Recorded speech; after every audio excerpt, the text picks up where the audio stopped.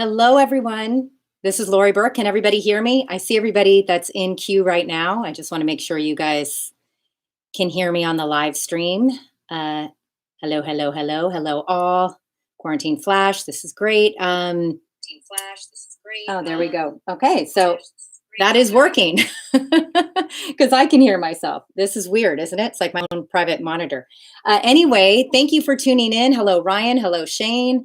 Hello, Brent. Hello, everybody from around the US. Thank you so much for tuning in. My name is Laurie Burke, and I'm here for Backstage Magazine to talk a little bit about voiceover.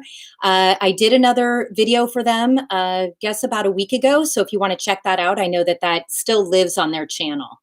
So, and that was kind of an overview, a very long overview. This time I want to take a little bit more Q&A, but I will go over some of the basic things that we're going to need in the studio, that you're going to need to get going in this voiceover career, if that's what you choose to do. I know I said this before, but right now is sort of the perfect time. I think that voiceover is going to become increasingly in demand because of what's happening. Of course, for now, I've been very busy, knock on wood, just because people haven't been able to do live action. So they might even have footage of something for a commercial, and then they want to put voiceover on top of it, right? They might have the B-roll. So a little bit about me, just so you know where I'm coming from. I'm an actress as well. So I know a lot of you guys are too, because you're obviously subscribed to Backstage. But I'm a singer as well, and I've been in voiceover for 15 plus years. And have studied broadcast communication as my degree. So I kind of started at from the get-go. However, I rolled into voiceover probably about a little bit over 15 years ago, and I've been doing it ever since, and very, very grateful for it. It's a wonderful profession. So that being said, I've also recently done it. Voiceover can be in all facets, right? You guys are going to set up for your home studio, but know that just because you're setting up your home studio, you can still record and get your voice out in many different directions, right? So it can be podcasts, it can be maybe you filmed a commercial or a movie, a lot of indies or lower budget, let's say we didn't get the sound on that, things like that. You can then help them out, or they can pay you for it as well, to dub in your own lines or add a voiceover into it, or create your own movies and things like that. So I think all of this information hopefully will be very useful to you, I hope. I'm going to take all your questions. There's a lot of them. I'm so excited. Okay, so I'll try to talk even quicker than I usually do. First of all, I said this before as well, the number one thing that you need is training. Why do I keep saying that? Not only because I'm a teacher, but also because I trained, and it brings you confidence, but also to know your instrument. It's like buying a Lamborghini and not knowing how to drive, right? So don't build this huge vocal booth and, spend tons of money on microphones and things like that and not know how to use it correctly, because it's going to be a waste of everything, right? So learn that first. Okay. So just promise me you'll do that, and we'll be okay. So I'll tell you one of my stories that came into my mind when I was asked to do this was that I got this really great. I was working for a TV station. It was one of my first things for voiceover. I wasn't working for the TV station. I made a demo. They hired me to do their promos. Oh yeah, sure. I totally know how to do that. Right. What did I have to do? I had to figure out how to record. Now, this is before we had YouTube. This is before we had any of the things like, the setups, the booths, anything like that, as far as like accessible to just regular laymen like me. So I called my brilliant brother, who is a composer and sound and drummer. He's like a sound master. So thank God I had him to tell me some of the things that I'm going to tell you right now, just to get you started so that you can at least do it. I got the job. I worked there for like a year. I started with a microphone. Some singers out there, I know, are there any singers out there? And yes, I do coach. You could go to my website, laurieburke.com, and hit me up, and we'll set up a coaching session. Thank you for asking. Noise cancellation. Okay, we'll get to these in a second. Do you guys have any musicians out there, singers? Yes.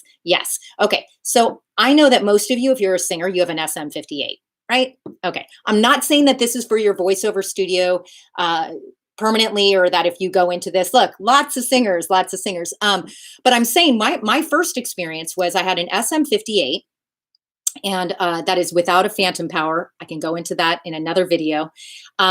And then I got a preamp. So we're going to go over this. So I used an SM58, just remember this, and a preamp into my computer. And I did use my SM58 for quite some time and it sounded good, as long as you have a good space to record it in. Okay. So I just wanted to get that out of the way for all of you musicians that are like, I need to get another microphone. Yes, you should get probably a large diaphragm microphone. However, for singers that need to do something right away and want to do voiceover, that's the way you do that. Same for the people, we have movie makers out there that make your own movies. Do you have some people here that create your own movies and maybe have a Zoom, right? That has is also a microphone that you can use in a specific kind of setup. I am going to give more in-depth things. I've decided after the last time I did this, I had so many questions afterwards that I'm going to start making videos and put them on my YouTube channel. So you guys please sign up for my YouTube channel and I will go in depth for all of these microphone kind of hack things that you can do in the beginning. And then as you get going, and if you find out that you really want to do this for a living, you can, invest more in more expensive microphones, more expensive equipment. You could be like me and get things that you don't need, but you really want. It just becomes one of those things. Okay, so I'll go in that for afterwards. So here is the equipment just to start off with. Obviously, you need a microphone. I've already mentioned large condenser microphone is what you'd like to do. It is a stronger audio signal than a USB mic. Now, I know that most of you starting out will probably have a USB mic, right? Blue or a Yeti. Everybody makes USB mics now. Is that okay? It's okay to start out with for your auditions and things like that. Is it the best? No, right? If you're going to do this professionally, you'd probably want to get a better equipment, but is it okay for now? Sure. Now, here is the difference between the USB mic, right, and the large condenser diaphragm that I'm talking about. Okay, so this is a large condenser diaphragm microphone. There are so many to choose from. I think I said in the last one, you could go to, Guitar Center and do a mic shootout, which would be great. But also I am making a video on this. I will go over and I will review some mics. That's going to be on my YouTube channel. But it's all going to be dependent on your voice, your vocal range. I've got obviously a lower range. That's going to be a different mic than someone with a higher range voice. Okay. So, but with this large condenser microphone, you're going to want a pop filter, right? Now, some of you might already know this, but I'm just going to say this anyway. Now, there are two different kinds of pop filters. Well, the main ones. This one is a mesh one, and then there's a steel one. This is a steel one. Okay. So I personally like the steel ones because when what it does is it takes out those pops, those plosives. Right? The steel ones kind of go, whoop, so what you're saying just kind of goes up. And this kind of just diffuses in. Okay. So I have found that this has worked a lot better for me. All right. So again, that's for that could be a whole other video. But you are going to want that. Okay. This microphone, large condenser microphone, came with a basket, which is what you see here. And then you're going to want a mic stand to put it on. Right. Now, I also have an arm behind me for another mic that hangs down. Wait until you get, your whole space set up and then go for where you're going to put it. My YouTube channel, sorry, I keep saying that. It's Laurie Burke. I think it's, youtube.com/Laurie Burke. So that should be all below here. I think Backstage will put that on there for you, I think. So anyway, so you've got your mic stand because you don't want to be holding a mic. That's silly, right? You're going to have noises. You want to have it straight in front of you so that you speak right into the microphone. And then you're going to have your pop filter in front of it. A lot of microphones come with packages with all of this. Okay. You're also going to want some really good headphones. When you're getting headphones, at the beginning, sure. Can you use your little earbuds? I mean, if that's not what you want, but if you have to in a pinch, like what I had to do, and it surrounds everything, yes, but you're going to want them to go over your ears. Okay. You're going to want to block all the noise from outside, getting inside, right? And you want to hear your clear voice. That's another thing. You better really learn to love your voice, right? Because you're going to be in here for a long time, right? Which leads me to the next thing. Should you stand or should you sit? If you're doing an audiobook, obviously, you got to make yourself comfortable. I prefer to stand when I'm doing voiceovers because it opens up your chest And again, much like singing, you want everything open, and so that you can breathe correctly and take in big breaths through your diaphragm. Okay. But if you're going to be in there for hours, at least have a chair to take a break in, and always take a break. I've noticed this because I went for a walk yesterday in Los Angeles, and had a half an hour discussion with a squirrel on preamps. So, because you see nobody, you're just like everyone's doing right now, but even more so in a booth. You're just like, oh my God. Anyway, I love what I do, but that's one of the things that happens. So you've got your mic stand, you've got your headphones, you've got your good mic, and you've got your pop filter. Okay. So I'm going to go into what an audio interface is, or a preamp, as I keep referring to it. Those are 4 microphones like this that go. So I'm going to try to explain this in the best way that I can. All right. So the sound waves from your mic, right, converts into a digital format into your computer. The middleman for that is your preamp or your audio interface. Okay. There's a lot of companies that make great ones. I have Focusrite, which I love. However, I've had Shure, I've had M Audio. Again, that's a that's a whole other video for another time of which one has what. But that is the best way that you can control your sound and have the best sound. If you have a microphone, a internet microphone, it's already in there. Or it actually doesn't use it really. I mean, I don't know the specs of which microphones you're using, but it goes directly into the computer. So there is no middleman. Okay. So hopefully that makes some sense. You're also going to want a computer, as you know, because you're probably watching me on your computer or your phone. On your computer, usually you're going to have some sort of software that either came with it or that you can download very easily. I know that I have Mac. I'm a Mac girl. So GarageBand was super easy to start with, and you could use that forever. Sorry, it looks like I have something in my hair. But anyway, hair, makeup, please. No. But anyway, GarageBand is good. You could go up to Logic after that, which I know my brother is huge into Logic, and I have that as well, or Pro Tools, which is what is the industry standard. Usually when you go into a studio, you get hired into these very expensive studios and they usually use Pro Tools. But I know Audacity, I believe, is one of the things that some of my students have used on their PCs.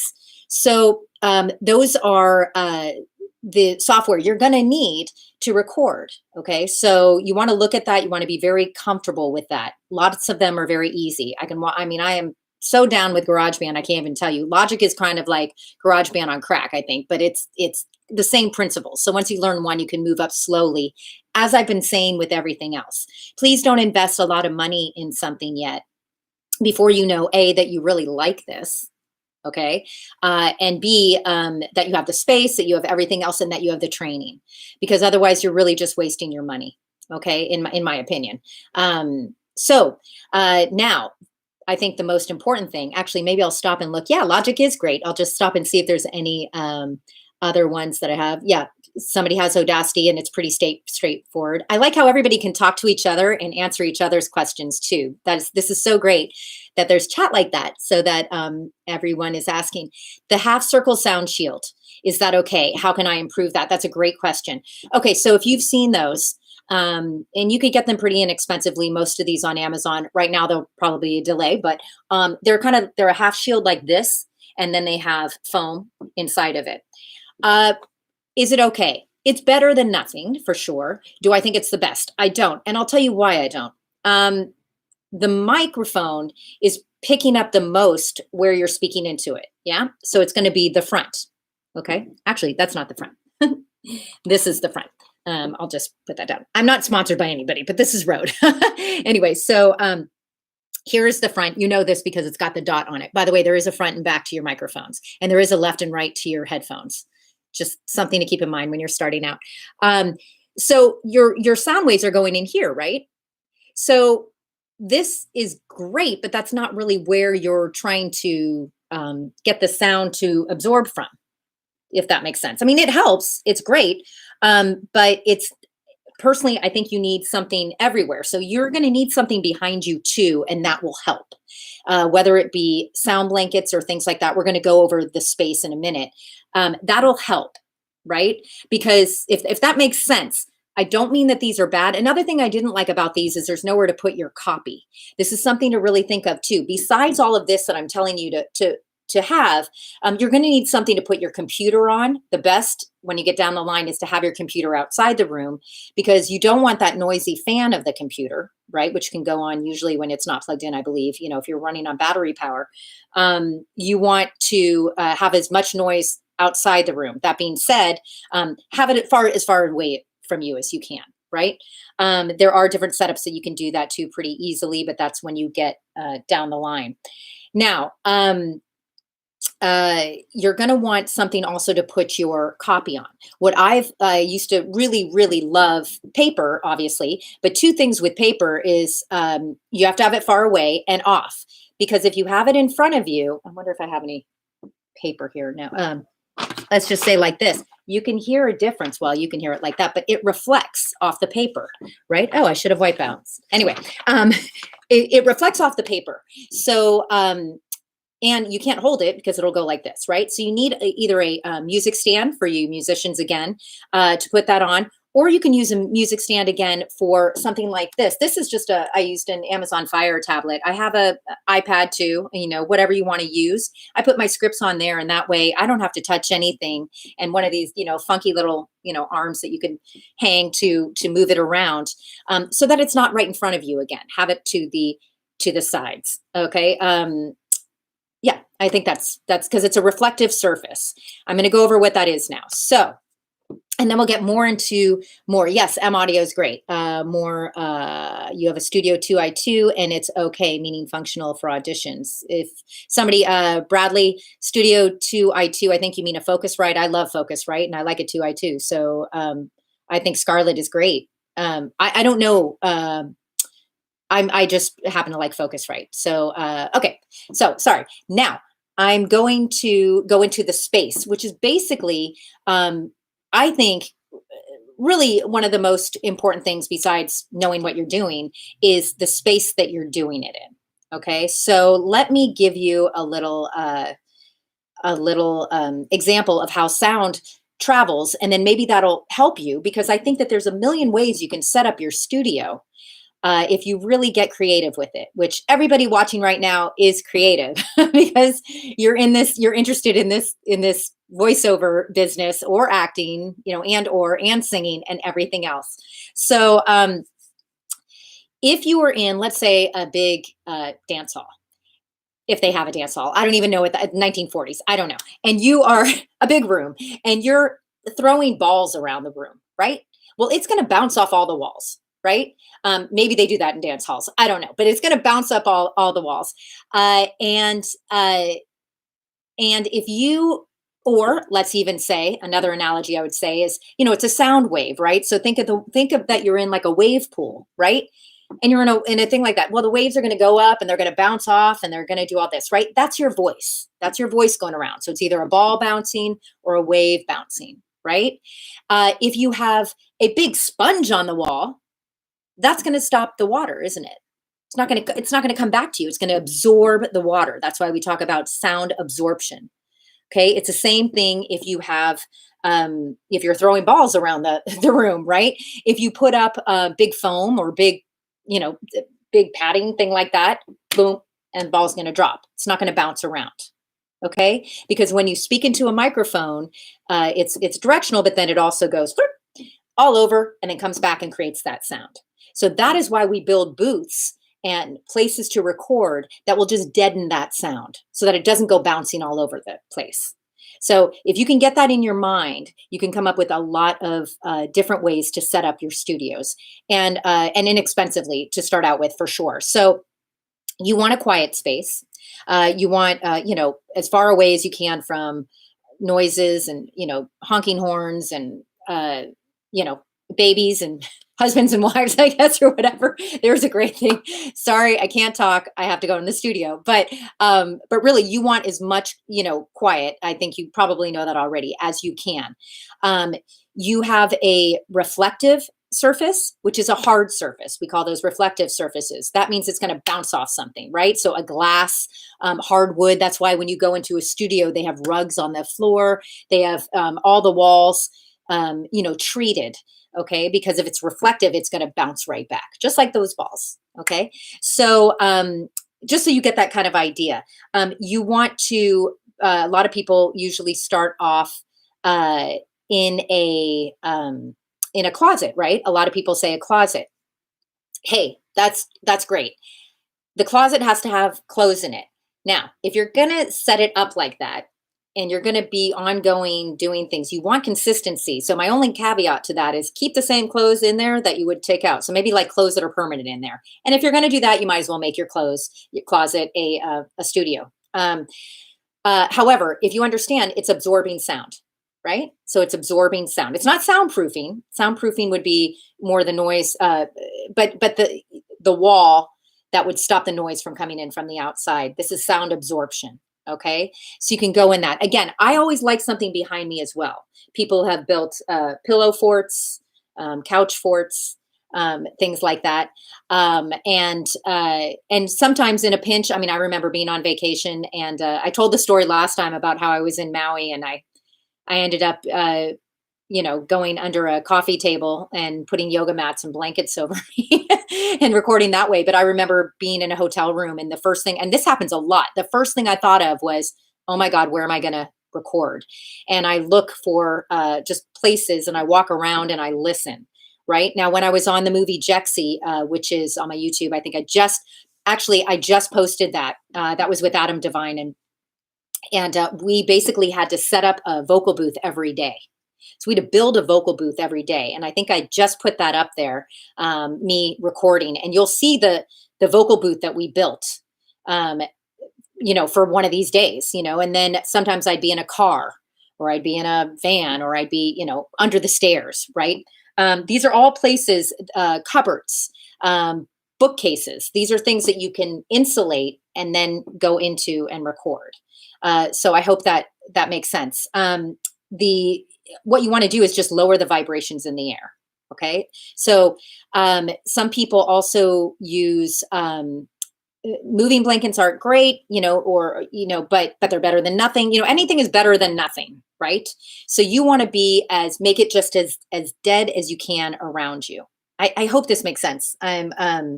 It's also, think about it, you actors out there, you've been on a set before, when the sound guy goes, playing, right? Or an air conditioner goes on, or a refrigerator plug goes on. I mean, think about all these things, right? You want to be as insulated from that as you can. Okay. So, I think that is one of the most important things that you can really think of when you're creating this whole vocal booth. Okay. So, again, I'll have more. I promise I'm going to make, videos this week and put them on my YouTube channel. So just go to YouTube, Laurie Burke, and subscribe. And I promise you, I'll have some more answers there. And I'm going to take these questions and I'm going to answer them there. And then, also if you do that. So, because last time I had so many questions and I wanted to answer them all, and there's just not enough time. So, okay, let's see. There is. Oh, good. Backstage just put up the last video. And by the way, shout out to Backstage for doing this. How great is that you can just stay home and learn so much? I mean, all their other, the other people on here are like amazing. Like, judge me by the company that I keep, because they've been really awesome. So I encourage you to look down their whole library that they've been doing now. It's just been amazing. Thank you, Katie. Okay. So I wanted to mention, do you feel they're okay? Broadcast quality, because of quality, closet. Right. Recording software. There are a lot of different recording softwares. I think, you guys are all talking to each other. I mentioned a few on here again. Audacity, GarageBand, Logic. Who has a Mac here? I would say use GarageBand because it's fantastic, I think, to start out with for sure about this. Okay, some people did they're talking about prefab booths because you live in an apartment and there's a lot of noise around me that you can't control. Yes. Now, there are alternatives to prefab booths because they can be quite pricey, where you can make your own. A lot of things with maybe a PVC piping And there are sound blankets as well, but I would actually want something thicker. You really want to invest in good foam, or baffling.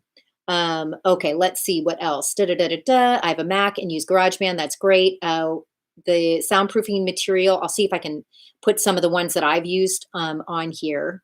And where can you find work? Yeah, that's a whole other thing, right? Good thing about this is once kind of like, what was that movie? Was it The Natural? No, it wasn't. Field of Dreams, maybe. Build it and they will come. That's kind of how you have to go into this. After you get your skills up and you know what you're doing, once you have a booth, that you really feel comfortable in. That's one more thing I'd like to add. Have something you'll feel comfortable in. You can't see, but above me, I have like a cool photo that was made after a gig that I did, just to kind of inspire me. I have things around me, not that are reflective, but that I can look at, that kind of remind me. I had this contract with Rayleigh's, so I went every week and did it. And the director, sorry, sent me this because he would always go, "Okay, Laurie, just Hulu." This is in my earphone, just as direction, because I guess I sounded uptight and he just wanted me to relax. So then he sent me this. So I have this in my booth underneath a ledge. You want to make it very inviting for yourself, right? Because sometimes, like yesterday, I was in here recording I do a lot of tech stuff. I don't really know what I'm talking about, but I guess that's the talent right there, is acting like I do. But they're long sentences. They're usually written with a lot of commas. There's a lot of lists. It's a lot. So you want to be kind of inspired by what's around you. I think psychologically, you really want to be excited about what you're doing. And so it's really important that you put things like that. People have little lights, that go around, which is good. You shouldn't be in the dark, obviously. But really make it your own. Do something in there that inspires you. Put up a quote or something. Just don't put it by the microphone, and we'll be fine. Okay. Hi Bailey, how you doing? Yeah, there are great tutorials for those of us who can't build a booth because we have New York City apartments. Oh, I hear you on that. The portable square blocks. Okay, I do, because that's such a great question. I was on a shoot for Nokia, and I remember a great sound guy told me, hey, just put your head in a box, basically. Sounds like the Justin Timberlake song. Anyway, but you know what I'm talking about. Put your head in the box.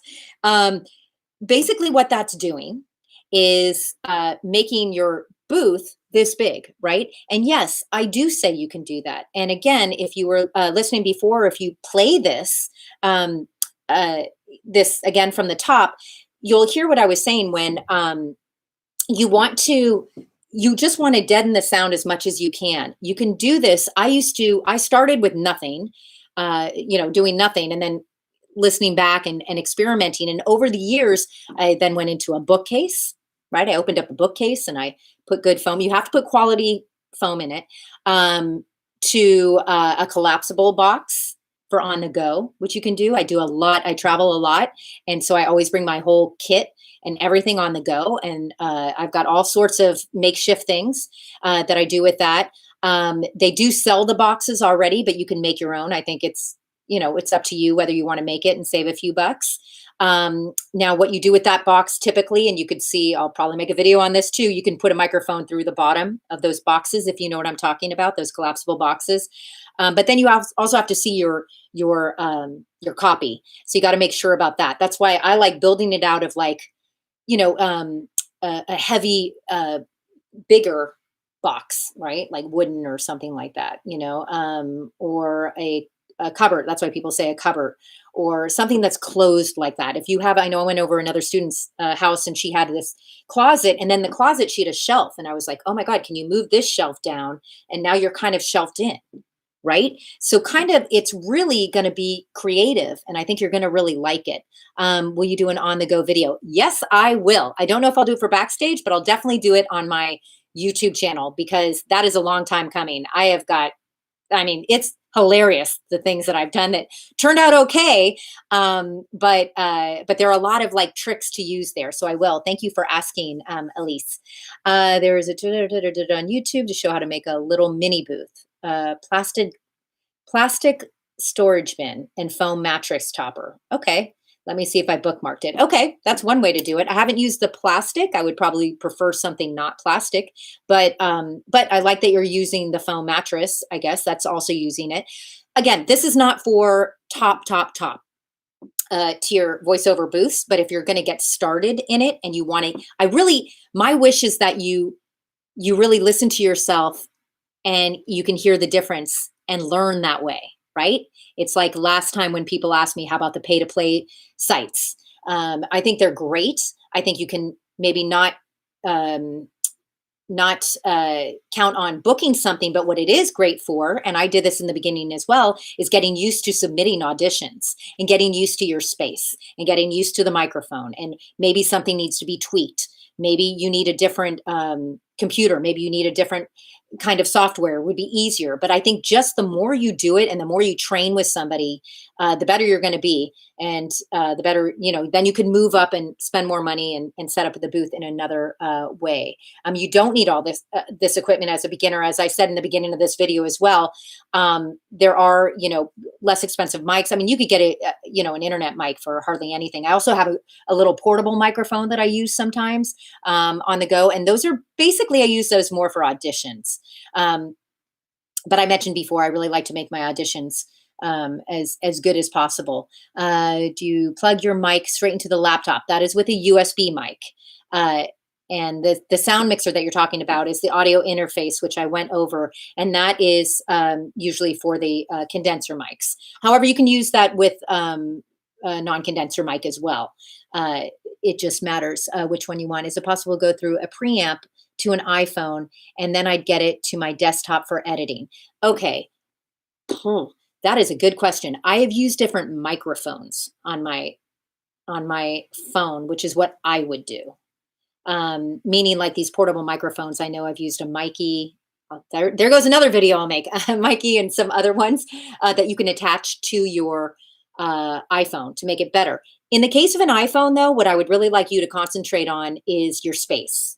Your space is going to be more than any kind of preamp that you're going to use with it. It's going to be your space. And then you can get it in. Again, I mentioned the Zoom, I think it's a Zoom H5 for you movie makers out there that has a built-in in there. And that's not bad. It's not bad. Now, those are a different kind of mics than, let's say, your phone mic. Mics you use are the same for podcasts. Yes. Well, for me, the mics I use, I do have different mics that I use. I have like 5 or 6 mics. So depending on what I want, they all pick up different things. Do you warm up your voice? Female voice. Oh, I've got tons of voice things that I warm up with. I did go over that a little bit in the video before that, but I'm going to add this on to the videos I'm going to make for my YouTube channel. Thank you for making this video. You're welcome. Thank you for watching. Oh, thank you, Backstage. Yeah, thank you, Backstage. Treating the car as a temporary booth. I've had to do this. I've had to do this for actual productions as well. Aside from foam, any other sound treating, stay away from the windows as much as you can. Get down in the back seat and create, sorry, Heather, that was Heather. Hi, Heather. Create as much of a box, if you will, as you can. Maybe bring, foam would be great. Bring, comforters or something like that. I mean, if you're really, really stuck, guys, this isn't like a professional booth, but if you're really, really stuck, try to make it as much as you can over you. So Heather, I would kind of build a fort in your back seat of your car if you had to do that. The only thing is, again, you can drive to someplace quiet, but there is going to be street noise. So yes, a client asked for Source Connect. That is going to be something that's going to be a huge subject. Backstage, maybe we'll do this next time. The Source Connect thing, though, just for those of you that want a little bit about it, used to be an ISDN line, was a patch that I could go into my microphone and it would go directly to the studio. Now there's Source Connect. Source Connect is an investment. I think it's $650 to start, and then you have a monthly. But it basically makes it so that you can record in your microphone with all the software, and then they get it in the studio somewhere else, and then they can record it with their systems. Again, there's lots to say about that particular thing. I absolutely think it's the wave of the future, but you absolutely, along with all the agents that are saying that, to get Source, they ask right away, do you have Source Connect, right? If you're doing an audition, they ask that. And also agents that aren't in voiceover yet that are trying to get into voiceover are asking that. They ask if you have a professional studio. They ask it because it doesn't matter if you have voice connect, they're going to hear what's around you. So you have to have both. Okay. So I hope that that answers somewhat of it. I don't know how to get the levels right on your microphone. Okay. I have a microphone, but don't know. All right. Shante, Shante with love. That's so nice. You can write me. I'm not sure what microphone you have, and I'm not sure where you're going into as far as getting your levels right. So it's really kind of hard to say that. Thank you. Yes, this is one of my, I mean, I've had so many studios over the year, but this so far, I really have enjoyed this. I really patted the crap out of it, but, and the corners and things like that. Yeah, Source Connect does charge a fee. It's almost $35.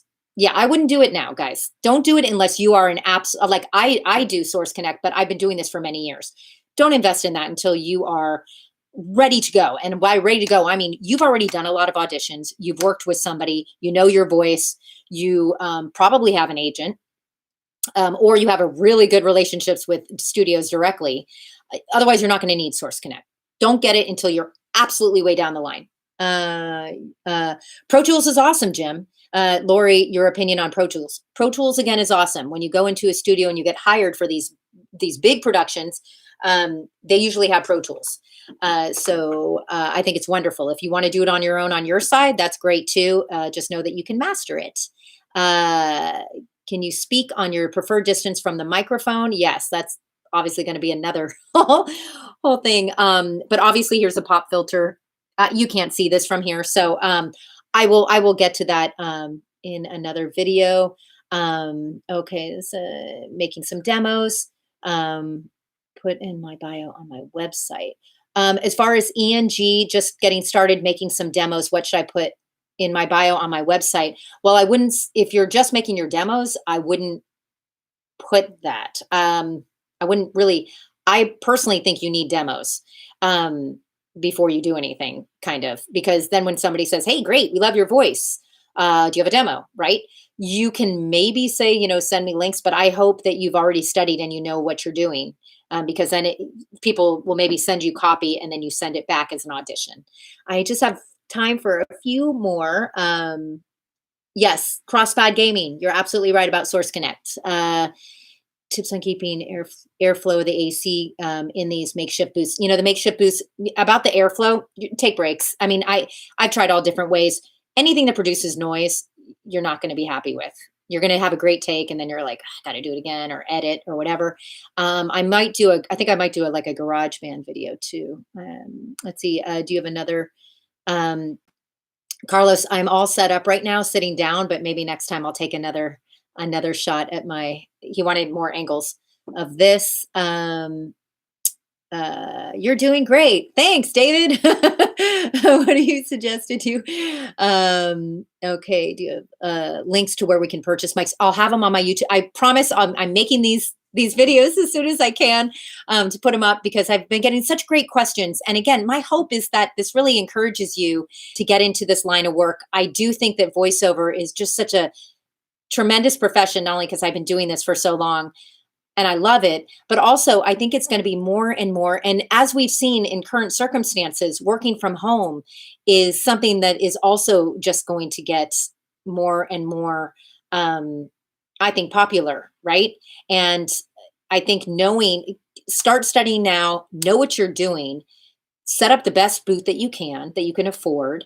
And then, you know, make a demo, start getting on your journey. And I think that, and then you could go to Source Connect and these other things that we're talking about.